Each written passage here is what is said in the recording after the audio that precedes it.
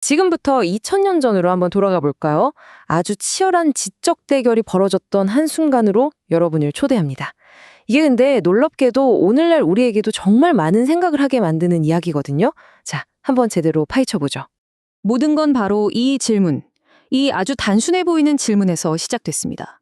하지만 사실 이건요, 대답하는 순간 그냥 파멸해버리도록 설계된 아주 치명적인 덫이었어요. 배경은 예루살렘. 정치적으로나 종교적으로나 긴장감이 거의 폭발 직전인 상황이었죠. 예수의 영향력이 점점 커지니까 평소에는 정말 서로 으르렁대던 두 세력이 공동의 적을 제거하겠다. 딱 이 하나의 목표로 손을 잡게 됩니다. 이 조합 정말 흥미롭지 않나요? 한쪽은 바리새파, 그러니까 유대 율법의 순수성을 지키는 게 제일 중요하다고 믿는 사람들이에요. 다른 한쪽은 헤롯당, 쉽게 말해 로마에 붙어서 권력을 유지하던 친로마파죠. 이 둘이 함께 움직였다? 와, 이건 정말 보통 일이 아니라는 뜻입니다. 그들의 목표는 단 하나, 어떻게든 예수를 함정에 빠뜨리는 거였어요. 당시 유대인들한테 로마 황제에게 세금을 낸다는 건요, 그냥 돈 몇 푼 내는 그런 문제가 아니었어요. 이건 신앙의 문제였습니다. 로마의 지배를 인정하는 거고, 더 나아가서 유일한 왕이신 하나님을 부정하는 행위로 여겨졌거든요.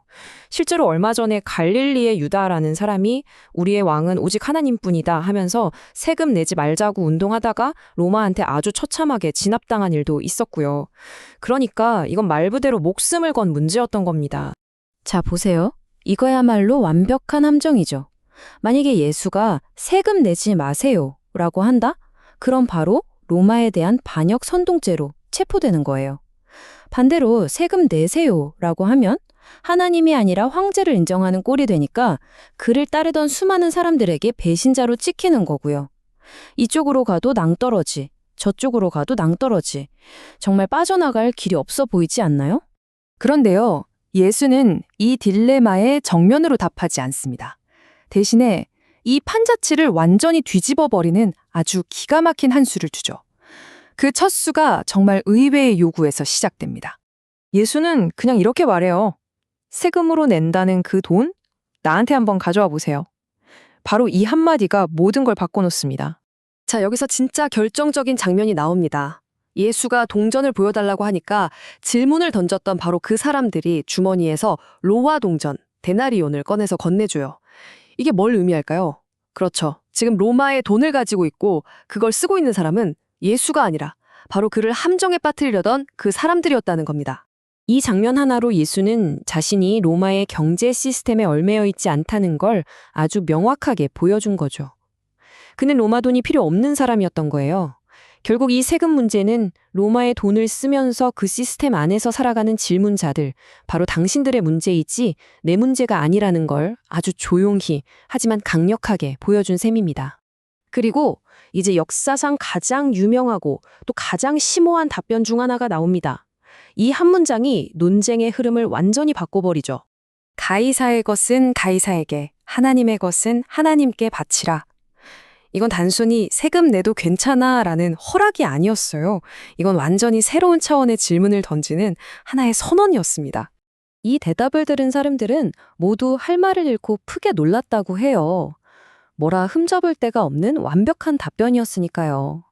예수를 함정에 빠뜨리라던 계획은 완전히 실패했고 이 논쟁은 완전히 다른 국면으로 접어들게 됩니다. 그러니까 예수의 대답은 마침표가 아니었던 거죠. 오히려 듣는 모든 사람들에게 훨씬 더 근본적이고 더 깊은 질문을 던지는 하나의 시작점이었습니다. 자, 그럼 예수의 답변이 던지는 첫 번째 질문부터 한번 볼까요? 도대체 뭐가 가이사의 것이라는 걸까요? 이 질문에 대한 답은 비교적 간단하죠. 동전을 보니까 거기 황제의 얼굴이랑 이름이 딱 새겨져 있잖아요. 그럼 그 동전은 황제의 것이 맞죠. 그러니까 황제에게 돌려주는 게 맞습니다. 하지만 여기에 진짜 핵심 질문이 나옵니다. 가이사의 것은 가이사에게?까지는 알겠는데 그렇다면 도대체 무엇이 하나님의 것인가? 이 질문이야말로 예수가 정말 하고 싶었던 이야기의 중심입니다. 한번 생각해 보세요. 동전에 가이사의 형상이 새겨져 있어서 가이사의 것이라면 하나님의 형상이 새겨진 것은 누구의 것일까요? 바로 여기서 이마고 데이, 즉 하나님의 형상이라는 개념이 등장합니다. 우리 인간이 바로 하나님의 형상을 지니고 있다는 뜻이죠. 그래서 이 이야기는 그냥 2000년 전의 세금 논쟁으로 끝나지가 않아요. 오늘을 살아가는 우리 모두에게 던져지는 아주 강력한 도전인 셈이죠. 하나님의 것은 하나님께 바치라는 말은 세금 정책에 대한 무슨 지침서 같은 게 아닙니다. 이건 모든 시대, 모든 상황 속에서 우리가 스스로에게 계속 물어야 하는 영원한 질문이에요. 나는 과연 무엇을 하나님의 것으로 여기고 그분께 온전히 돌려드리고 있는가 하는 질문이죠. 많은 분들이 기도 끝에 이렇게 고백하곤 하죠. 나라와 권세와 영광이 아버지의 것입니다. 이 고백이야말로 이 세상 모든 것의 최종 소유권이 누구에게 있는지를 우리에게 다시 한번 똑똑히 알려줍니다. 그래서 마지막으로 이 질문을 남겨두고 싶습니다. 가이사의 것은 가이사에게 돌려주고 그렇다면 우리는, 아니 바로 당신은 하나님께 무엇을 바치시겠습니까? 동전이 아니라 하나님의 형상을 지닌 바로 우리 자신을 말이죠. 이 질문에 대한 답은 아마 각자의 삶 속에서 찾아야 할 겁니다.